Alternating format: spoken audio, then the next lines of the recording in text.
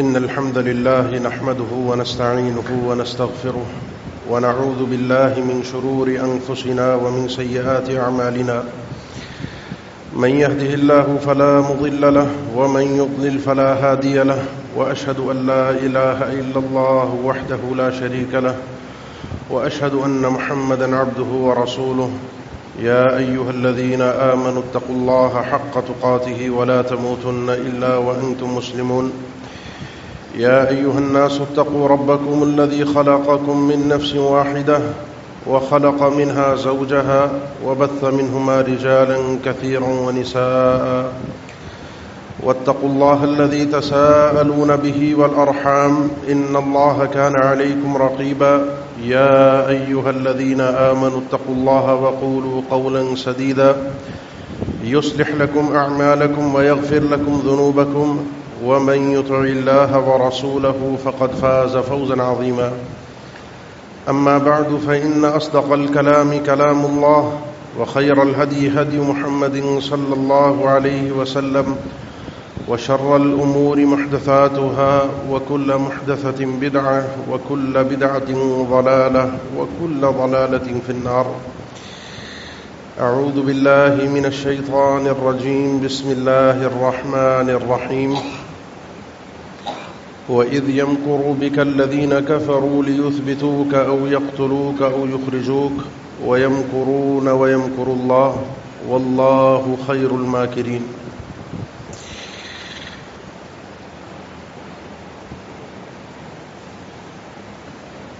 سیدنا عمر بن خطاب رضی اللہ تعالیٰ عنہ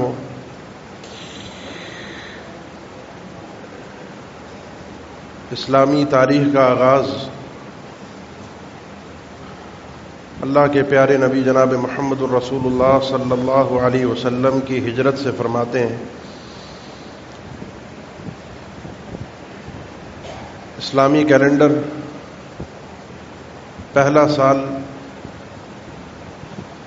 سن 1 ہجری جس کو قرار دیا گیا، اس سال اللہ کے نبی صلی اللہ علیہ وسلم نے ہجرت کی.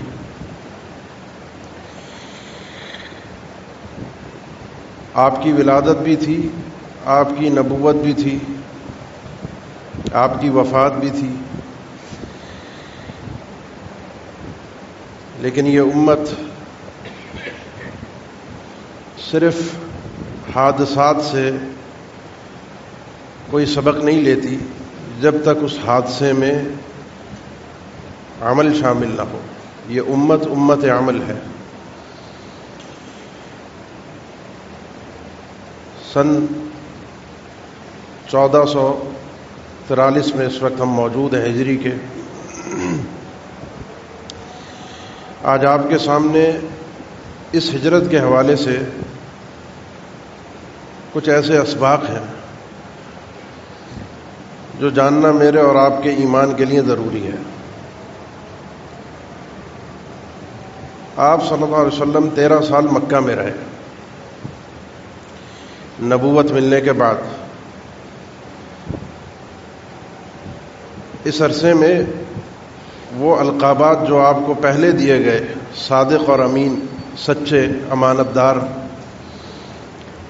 وہ القابات تو تبدیل ہو گئے تھے، لیکن پھر بھی دل سے سب آپ کو امین تصور کرتے تھے. موقع ہجرت پہ جو آپ کے پاس قریش کی امانتیں تھیں، ان لوگوں کی کہ جو آپ کے قتل کے در پہ تھے، جو آپ کو آپ کے اس شہر سے نکالنا چاہتے تھے، جو آپ کو ایک دفعہ پھر قید کرنا چاہتے تھے. وَإِذْ يَمْكُرُ بِكَ الَّذِينَ كَفَرُوا لِيُثْبِتُوكَ أَوْ يَقْتُلُوكَ أَوْ يُخْرِجُوكَ. ان لوگوں کی بھی سازشیں تھیں. وہ وقت بھی یاد کیجئے جب انہوں نے سازشیں کی کہ آپ کو قید کر دیں، آپ کو قتل کر دیں، آپ کو یہیں پر پابند کر دیں، یا آپ کو اس شہر سے نکال دیں. وَيَمْكُرُونَ وَيَمْكُرُ اللَّهُ. وہ اپنی سازشیں کرتے ہیں، وہ اپنی چالیں چلتے ہیں، اللہ ان کی چالوں کو انہی کے اوپر پلٹ دیتا ہے.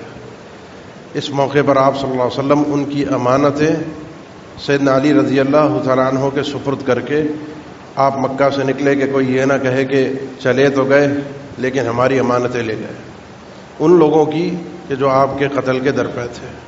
یہ آپ کی امانت داری اور آپ کے انصاف کی وہ دلیل ہے جو شاید آپ کو دنیا کے اندر کسی اور شخصیت میں اس کی مثال نظر نہ آ سکے۔ اللہ کے نبی صلی اللہ علیہ وسلم کو اشارے ملنا شروع ہو چکے تھے، تیاری آپ نے کرنا شروع کر دی تھی۔ آپ نے فرمایا مجھے خواب دکھائے جا رہے تھے، صحیح بخاری صحیح مسلم کئی کتب احادیث میں، اور ایک نخلا والی جگہ جہاں پر کھجوریں ہیں، باغات ہیں، اس جگہ پر مجھے ہجرت کا حکم دیا جائے گا۔ آخر کار اللہ تعالیٰ نے اللہ کے نبی صلی اللہ علیہ وسلم کو مدینہ کی طرف ہجرت کا حکم دیا، کیونکہ اس سے پہلے آپ کی 2 سال مسلسل مدینہ کے لوگوں سے حج کے موقع پر ملاقات ہوتی رہی۔ پہلے سال 6 تھے، دوسرے سال 12 لوگ جو آپ صلی اللہ علیہ وسلم پر ایمان لے آئے تھے۔ آپ نے پہلے مصعب بن عمیر رضی اللہ تعالیٰ عنہ کو روانہ کر دیا، اور اس کے بعد اللہ کے نبی صلی اللہ علیہ وسلم کو اللہ تعالیٰ نے حکم دیا۔ دوپہر کے وقت سیدہ عائشہ فرماتی ہیں آپ صلی اللہ علیہ وسلم کی مکہ میں ہمارے گھر دستک ہوئی۔ اللہ کے نبی صلی اللہ علیہ وسلم کے استقبال کے لیے سیدنا ابوبکر نکلے اور پریشان تھے، کیونکہ اس وقت اللہ کے نبی صلی اللہ علیہ وسلم آیا نہیں کرتے۔ پوچھا خیریت ہے؟ آپ نے فرمایا الحجرہ، ہجرت کا اللہ تعالیٰ نے حکم دے دیا ہے۔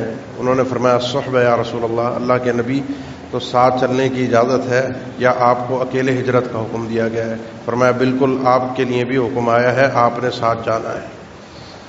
اب یہاں سے ایک ہجرت کی تیاری شروع ہوتی ہے، اور وہ تیاری یہ تھی کہ آپ نے اپنی بیٹی اسماء رضی اللہ تعالیٰ عنہ کو کھانا پہنچانے کی ذمہ داری تھی۔ سیدنا ابوبکر نے کھانا اور پانی پہنچائیں گی یہ۔ بیٹے عبداللہ کو ذمہ داری دی کہ دن بھر انہوں نے مکہ میں گھومنا ہے، یہاں کی خبریں تلاش کرنی ہے، اور رات کو آ کر غار ثور میں چونکہ 3 دن انہوں نے قیام کیا، جو کہ مکہ کے راستے سے ہٹ کر تھا۔ مکہ کا راستہ دوسری جانب تھا، غار ثور یمن کی جانب تھا۔ آپ نے وہ راستہ پہلے احتیاطی طور پر اختیار کیا، کیونکہ قریش نے آپ کے پیچھے نکلنا تھا۔ آپ صلی اللہ علیہ وسلم 3 راتیں وہاں رہے، رات میں آپ کے بیٹے آپ کے پاس آتے، سیدنا عبداللہ آپ کو دن بھر کی خبریں دیتے، اور دن میں واپس اسی حالت میں لوگوں کے ساتھ عام حالات میں جا کر گھل مل جاتے۔ عبداللہ ابن اریقط کو آپ نے ایک طرح سے اس کو 2 اونٹنیاں پہلے سے دے دیں اور کہا 3 دن بعد غار ثور پر آنا اور ہمارے ساتھ ہمیں راستہ دکھانا، راستہ بتانا۔ دن میں بیٹی کھانا بھی پہنچاتی، رات میں بیٹا خبریں لے کر آتا، اور خود بھی وہاں پر موجود تھے۔ قریش بھی وہاں پہنچ گئے، اور سیدنا ابوبکر نے فرمایا اللہ کے نبی صلی اللہ علیہ وسلم سے اگر یہ اپنی قدموں کو دیکھ لیں تو ہم نظر آ جائیں گے۔ آپ صلی اللہ علیہ وسلم نے فرمایا ما ظنک باثنین اللہ ثالثہما، وہ 2 لوگ ہوں جن 2 کے ساتھ تیسرا اللہ ہو تو ان کا کوئی کچھ بگاڑ سکتا ہے؟ آپ نے تسلی دی الا تنصروه فقد نصرہ اللہ اذ اخرجہ الذین کفروا ثانی اثنین اذ ہما فی الغار اذ یقول لصاحبہ لا تحزن ان اللہ معنا۔ اگر تم اللہ کے نبی صلی اللہ علیہ وسلم کی مدد نہیں کرو گے، نہیں نکلو گے، کوئی مسئلہ نہیں ہے۔ تم اللہ کے دین کی مدد نہیں کرو گے، نہیں کرو۔ اللہ کا دین ایک اونچی پہاڑی ہے، اس میں اونچا رہنا ہے، وہ اپنی چوٹی کے ساتھ سر بلند رہے گا۔ کامیاب وہ ہے جو اس چوٹی کی حفاظت کے لیے آگے آگے موجود رہے، ورنہ یہ چوٹی سلامت رہے گی، اللہ کا دین قائم اور دائم رہے گا۔ تم نہیں نکلے تو اللہ نے اپنے نبی کی اکیلے مدد کی تھی، جب اس نبی کو اس کے گھر والوں نے، اس کے شہر والوں نے، اس کے علاقے والوں نے، رشتہ داروں نے وہاں سے نکال دیا تھا۔ 2 لوگ تھے، 2 میں سے دوسرے نبی تھے، دونوں غار کے اندر تھے۔ ایک اپنے دوست سے، اپنے ساتھی سے کہہ رہا تھا، ابو بکر رضی اللہ تعالیٰ عنہ اللہ کے نبی سے فرما رہے تھے کہ ہمیں اگر کوئی دیکھ لے گا تو ہم پکڑے جائیں گے۔ آپ نے سیدنا ابو بکر سے فرمایا، صاحب صحابی اپنے ساتھی اپنے دوست سے، قرآن نے سیدنا ابو بکر صدیق کے لیے لفظ استعمال کیا، لا تحزن ان اللہ معنا، گھبراؤ نہیں، پریشان نہیں ہو، غم زدہ مت ہو، اللہ ہمارے ساتھ ہے، وہ ہمیں اکیلا نہیں چھوڑے گا۔ یہاں سے آپ صلی اللہ علیہ وسلم 3 دن رک کر ہجرت کے لیے نکلے۔ راستے میں اور بھی واقعات رونما ہوئے، مدینہ کس طریقے سے پہنچے، پہلے کہاں قیام کیا، اس کے بعد کہاں پہنچے۔ اس کے بعد اللہ کے نبی صلی اللہ علیہ وسلم نے مسجد نبوی کی تعمیر کی، سب سے پہلے مسجد کی تعمیر ہوئی۔ اس کے بعد وہاں سے جہاد کا ایک کھلم کھلا سلسلہ شروع ہوا۔ تقریباً 6 سے 7 سال کا عرصہ اللہ کے نبی صلی اللہ علیہ وسلم نے مدینہ کا دفاع کیا، اور 2 سے 3 سال آپ نے آگے نکل کر جہاد کیا، اور اس کے بعد یہ اسلام پوری دنیا کے اندر پھیل گیا۔ آج کوئی بھی اگر مسلمان ہے تو وہ احسان مند ہے محمد الرسول اللہ صلی اللہ علیہ وسلم کی شخصیت کا۔ آپ کے ہم احسان مند ہیں۔ آپ نے جو تکلیفیں اٹھائیں، جو مصائب برداشت کیے، جان مال عزت کوئی چیز ایسی نہیں تھی جو اللہ کی راہ میں قربان نہ کی ہو اور اللہ نے اس اعتبار سے آپ کا امتحان نہ لیا ہو، کوئی چیز ایسی نہیں تھی۔ اس کے بعد ایسے لوگ تیار ہوئے جنہوں نے دین کے لیے آپ کی شخصیت کو دیکھ کر قربانی کا جذبہ اپنے اندر پیدا کیا، انہوں نے بھی اپنی جان مال عزت کی قربانی اس دین کے لیے پیش کی، اور اسی لیے اس جیل کو، اس قرن کو، اس زمانے کو اس امت کا بہترین زمانہ قرار دیا گیا ہے۔ اسی لیے یہ لوگ ہماری دعاؤں کے، ہماری طرف سے خبروں اور اطلاعات کے مستحق ٹھہرے، اللہ کے انعام و اکرام کے، رضی اللہ عنہم ورضوا عنہ، اللہ بھی ان سے راضی ہے، یہ بھی اپنے اللہ سے راضی ہیں۔ یہ مختصر سی گفتگو تھی، آپ کو بتانا تھا کہ یہ ہجرت ہوئی تھی آج سے تقریباً 1450 سال پہلے۔ یہ واقعات اسی طریقے سے رونما ہوئے تھے۔ یہ واقعات ہمیں چند چیزیں سکھا جاتے ہیں۔ ایک بات تو ہمیشہ اپنے ذہن میں رکھیں، اللہ کا ایک قانون ہے اور وہ قانون تمحیص ہے۔ اللہ چھانٹتا ہے، آزماتا ہے، منافقین کو، مشرکین کو، کافروں کو اور مومنوں کو، کمزور ایمان والوں کو اور پختہ ایمان والوں کو۔ وَلِيُمَحِّصَ اللَّهُ الَّذِينَ آمَنُوا وَيَمْحَقَ الْكَافِرِينَ۔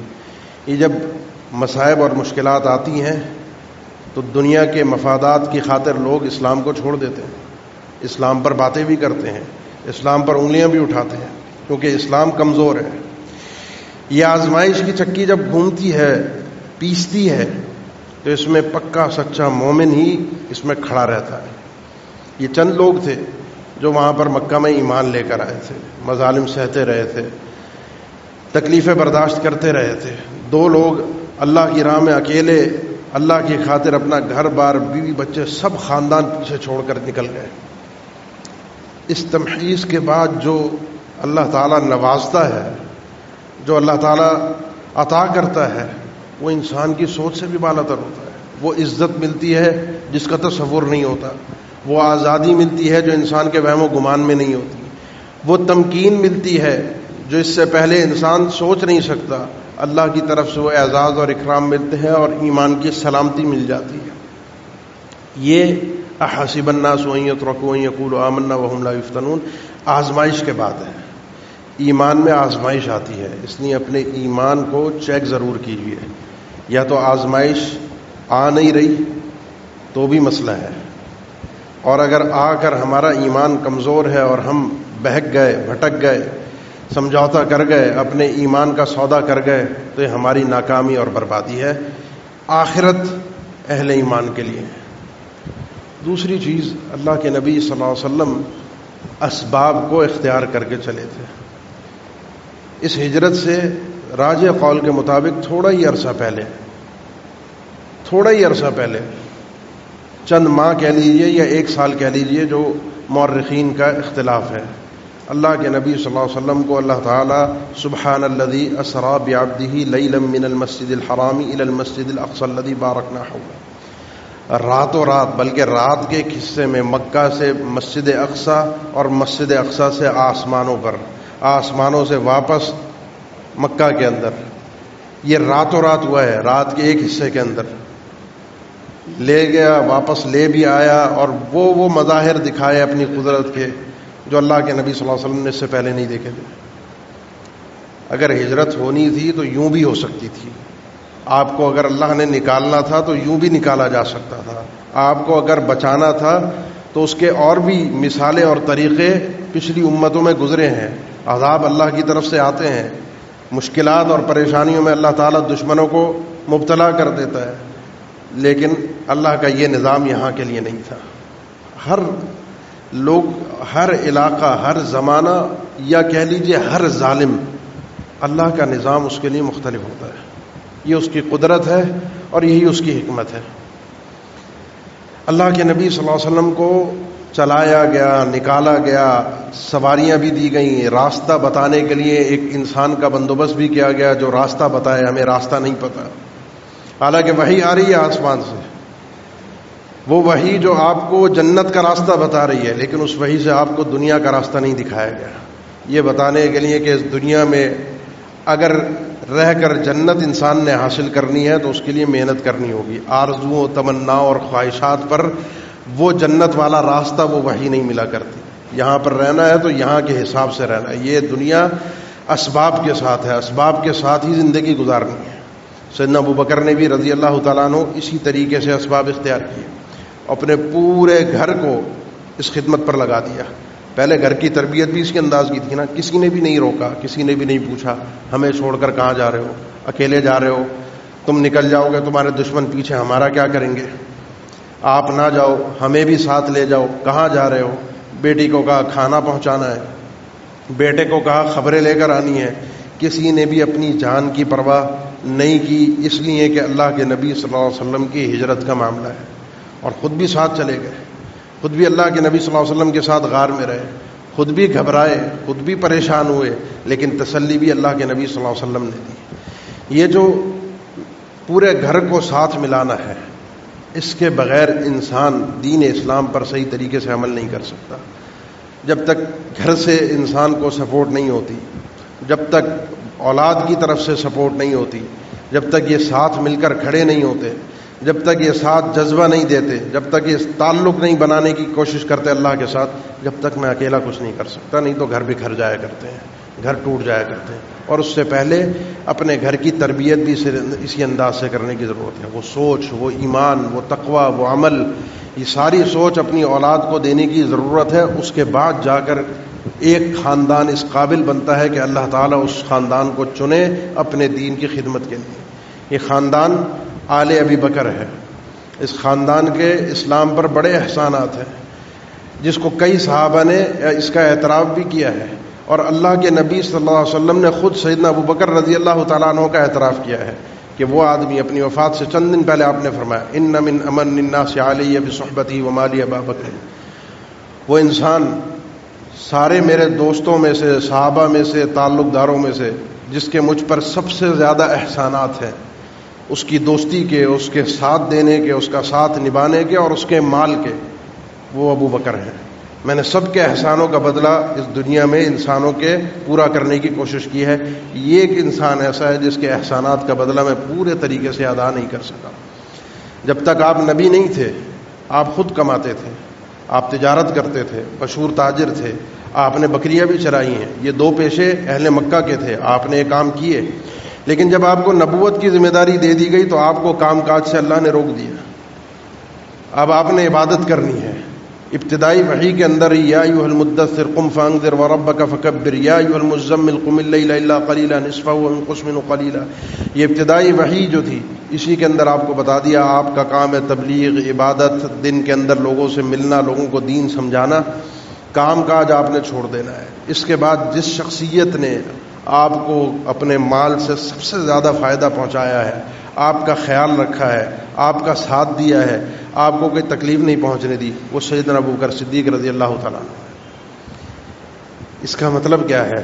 اس کا مطلب یہ ہے کہ گھر کے ساتھ ساتھ ایسی صحبت، ایسے دوست، ایسی گیدرنگ ہونا ضروری ہے جو آپ کو اللہ کے قریب لے کر آئے، اللہ سے دور نہ کر دے۔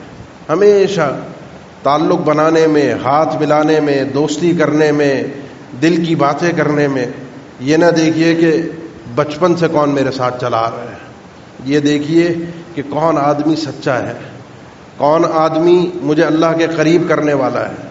المرء مع من احب، جس سے میں محبت کرتا ہوں، جس سے میں دوستی رکھتا ہوں، جس کے ساتھ اٹھتا بیٹھتا ہوں، اس کی عادتیں بھی اپناتا ہوں، اس کا انداز بھی اپنے وجود پر غالب کرتا ہوں، اس کی طرح بننے کی کوشش کرتا ہوں۔ آپ کی دوستی، آپ کا تعلق، آپ کی محفل، آپ کے ارد گرد کے لوگ ایسے ہونے چاہیے جو آپ کو اللہ کے دین کی مدد میں اپنے ساتھ لے کر چلیں۔ ایسے ہونے چاہیے کہ جب انسان راہ سے بھٹک رہا ہو، ادھر ادھر جا رہا ہو، تو واپس اس کو پلٹ کے اس راہ پر لے کر آئیں، اس راہ پر جمع کر رکھیں۔ یہ اللہ کے نبی صلی اللہ علیہ وسلم کے دوست تھے جو آپ کے ساتھ آپ کے غار میں بھی تھے، آپ کے ساتھ آپ کے ہجرت کے سفر میں بھی تھے، آپ کے ساتھ مکہ میں بھی رہے، بچپن میں بھی رہے، نبوت کے بعد بھی رہے، آپ کے ساتھ مدینہ میں بھی رہے، آپ کی وفات تک آپ کے ساتھ رہے، آپ کی وفات کے بعد آپ کے خلیفہ بھی بنے، اور آپ کے ساتھ ساتھ دنیا سے جانے کے بعد آپ کے ساتھ ہی اس زمین پر دفن ہوئے جہاں پر آپ صلی اللہ علیہ وسلم مدفون ہیں۔ آپ کے ساتھ ہی کل قیامت کے دن یہ اٹھیں گے۔ یہ دوستیاں جب سچی ہوتی ہیں، تعلق جب سچے ہوتے ہیں، تو یہ قیامت تک، جنت تک ساتھ نبھاتے ہیں۔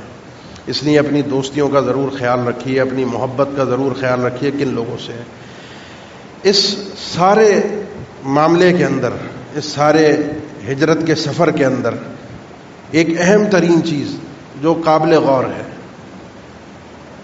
وہ یہ ہے کہ اللہ کی جو آزمائش کا قانون ہے جو میں نے ذکر کیا، اس کے بعد جو عزت اور تمکین ملتی ہے اس پہ انسان کو غور کرنا چاہیے۔ اس پر رک کر میں تھوڑا سا یہاں پر ایک مسئلے پر گفتگو کروں گا جو آج کے دور کے حوالے سے ہے۔ ہر انسان اس میں اپنی اپنی رائے رکھتا ہے، ہم میں سے ہر شخص ذی شعور ہے، تبصرے بھی سنتا ہے، اطلاعات بھی اس کو ملتی ہیں، دین بھی جانتا ہے، تو اپنے اپنے اعتبار سے ہر شخص ایک رائے قائم کرتا ہے اور اس رائے کو پیش کرتا ہے۔ شرعی حساب سے ایک نقطے کی طرف توجہ دلانا، مبذول کروانا ضروری ہے شرعی حساب سے، کیونکہ اللہ کی نعمت پر خوش ہونا، اللہ کے احسان پر انسان کے اندر خوشی کا احساس اس کو نظر آنا، وہ بہت ضروری ہے۔ اپنی قدورتیں، اپنے دل کا میلان یا دل سے کسی سے ہمیں نفرت ہے، کسی کوئی ہمیں اچھا نہیں لگتا، تو اللہ اگر اس کے ذریعے سے کوئی خوشی اسلام کو، مسلمانوں کو پہنچا دے تو ہم اس خوشی سے بھی ناخوش ہوں، یہ اسلامی تقاضوں کے منافی ہے۔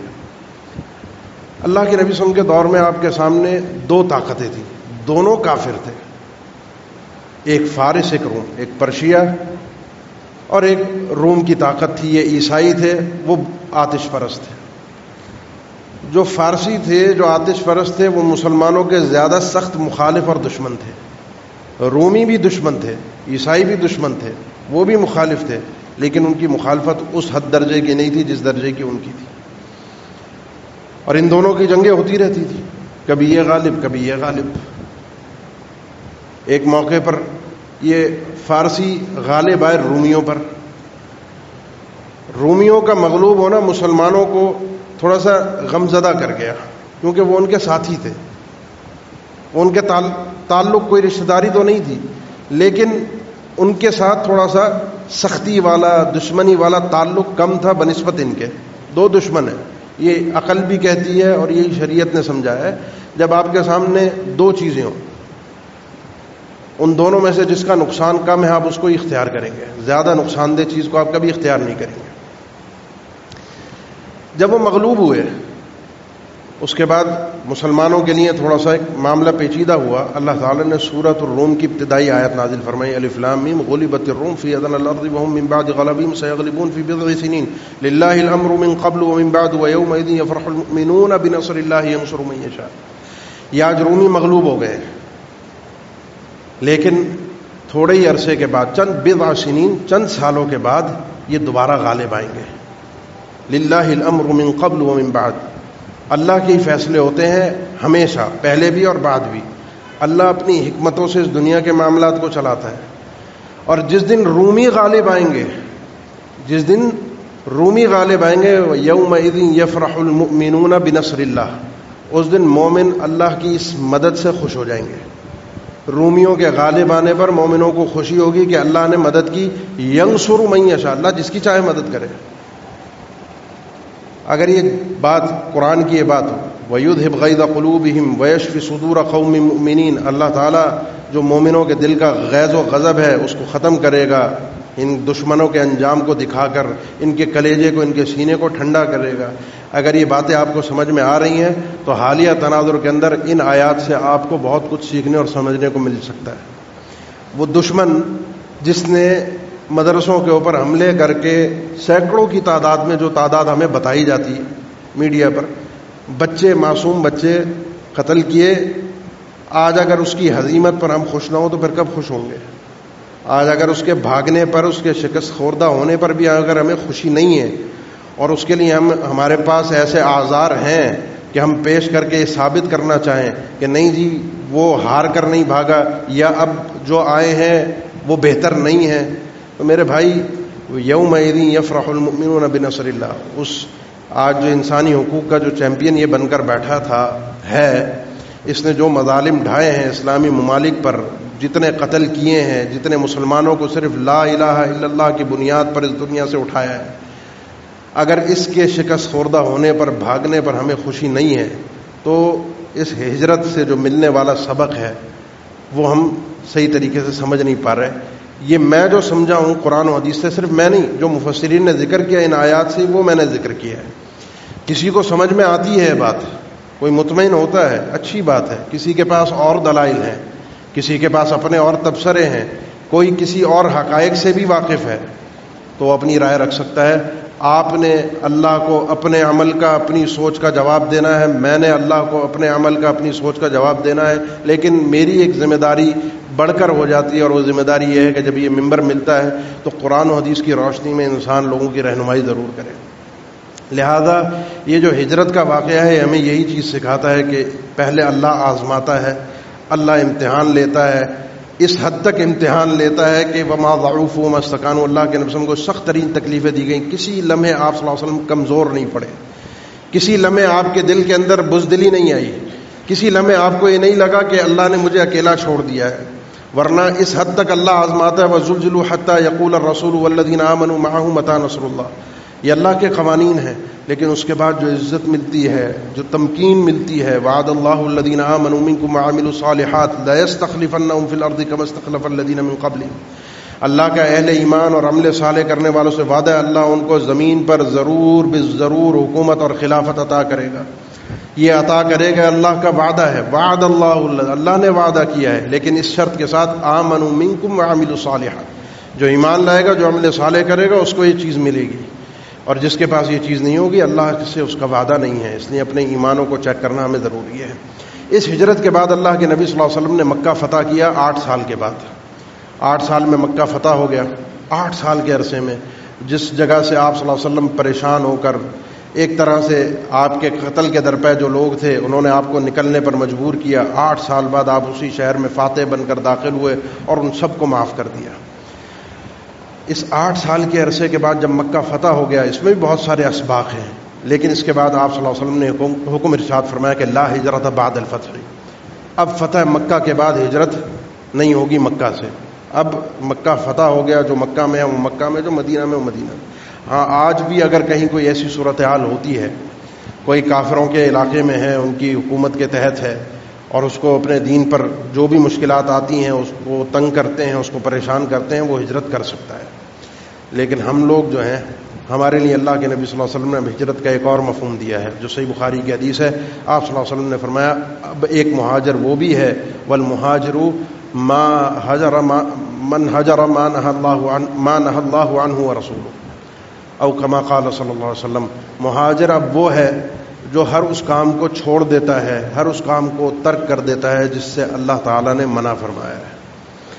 اب ایک ہجرت یہ ہے آپ کی اور میری کہ اپنی خواہشات، اپنے جذبات جو ہم سے مطالبہ کرتے ہیں، اپیل کرتے ہیں کہ یہ کام کرو، تمہارے لیے بہتر ہے، تمہارے لیے اچھا ہے، تمہاری راحت اور سکون اس میں ہے، تمہارا جسمانی فائدہ اس میں ہے، لیکن وہ اس کام کو اللہ نے چونکہ حرام کیا اس کام کو وہ چھوڑ دیتا ہے، یہ بھی ایک مہاجر ہے، یہ بھی اس درجے میں آ سکتا ہے، وہ ثواب حاصل کر سکتا ہے۔ ایک آدمی جو اپنا گھر بار، اپنا وطن، اپنا بچپن جہاں گزارا ہو اس علاقے کو اللہ کی رضا کے لیے قربانی دے کر چھوڑتا ہے، اور ایک آدمی وہ ہے جن عادات پر وہ چلتا ہے، ایک عرصہ دراز تک وہ گانے سنتا رہا، شراب پیتا رہا، سود خوری کرتا رہا، جھوٹ بولتا رہا، دھوکہ دیتا رہا، تکلیفیں پہنچاتا رہا، اب وہ اپنی اس عادت کو بدلتا ہے اللہ کے حکم کے لیے کہ اللہ نے ان چیزوں سے روکا ہے۔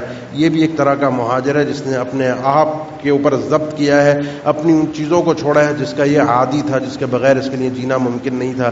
لہذا گناہوں کی پہچان کر کے ان کو چھوڑنا سیکھیے، یہ بھی انسان کو اس ہجرت کے مقام تک پہنچا سکتا ہے۔ اقول قولی ھذا واستغفر اللہ لی ولکم وآخر دعوانا الحمد للہ رب العالمین۔